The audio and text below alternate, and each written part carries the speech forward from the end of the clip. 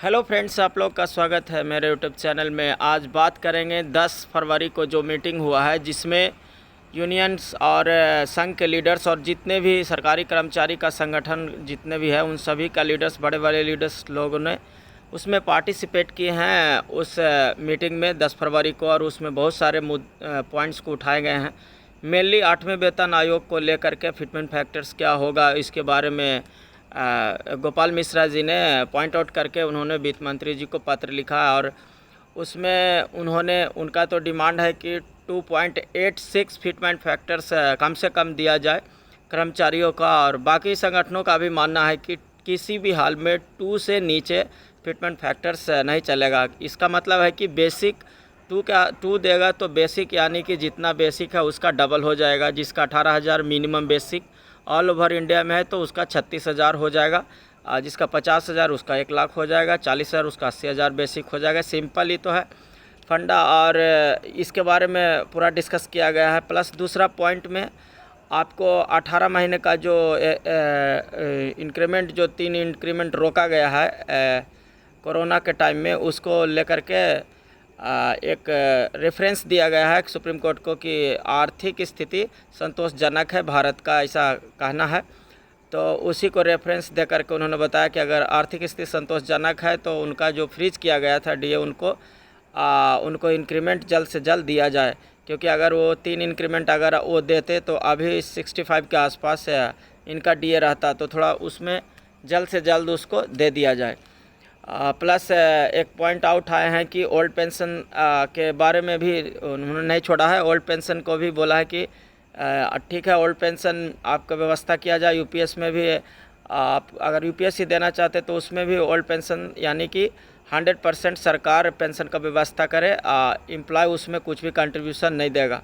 ठीक है, जो भी अपना कंट्रीब्यूशन देता है उसको इंटरेस्ट के साथ आप वापस कर दीजिए एम्प्लॉय का जो सारा पैसा। और सारा व्यवस्था सरकार की ओर से 100% करिए जैसे ओल्ड पेंशन में है। तो ठीक है, मैंने पहले ही बोला था कि अगर ओल्ड पेंशन यूपीएस में सेम लागू करेगा तो फिर यूपीएस को हटा के ओपीएस ही दे देगा, उसमें कोई अथी नहीं है। जब सारा कंडीशन अप्लाइड हो जाएगा तो फिर इसमें प्रॉब्लम क्या है।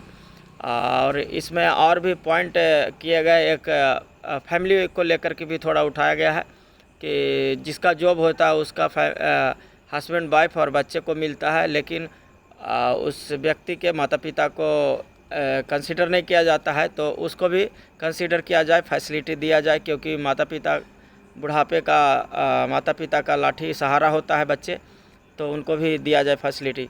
और इसी चीज़ पर बात हुआ है फ्रेंड्स। और एक और एक्सपर्ट लोग, एक वित्त आयोग के एक्सपर्ट थे, रिटायर्ड हो चुके हैं, उन्होंने भी बताया कि वो अपना एक्सपेक्टेशन से और कैलकुलेशन से उन्होंने बताया कि सरकार आपको 30% के आसपास आपको वो अच्छी वेतन वृद्धि 30% के आसपास देगा। यानी 30% इंक्रीज़ करेगा सरकार आपको। तो अगर 30% करता है तो मान लीजिए कि जिसका 50,000 बेसिक है तो 50,000 इधर हो गया, 60% डीए है, 5 छक्का 30 यानी 80,000। और अगर बेसिक का ही 30% सरकार देती है तो 5 माने कि 5 या 15,000 और तो 80 या 15 95,000 यानी जिनका 50,000 बेसिक है उनका 95,000 के आसपास चला जाएगा। और बेसिक का देती है तो अगर बेसिक और डीए मिला के टोटल का 30% दिया तो आपको 50,000 30 80,000 हो जाएगा डीए मिला के।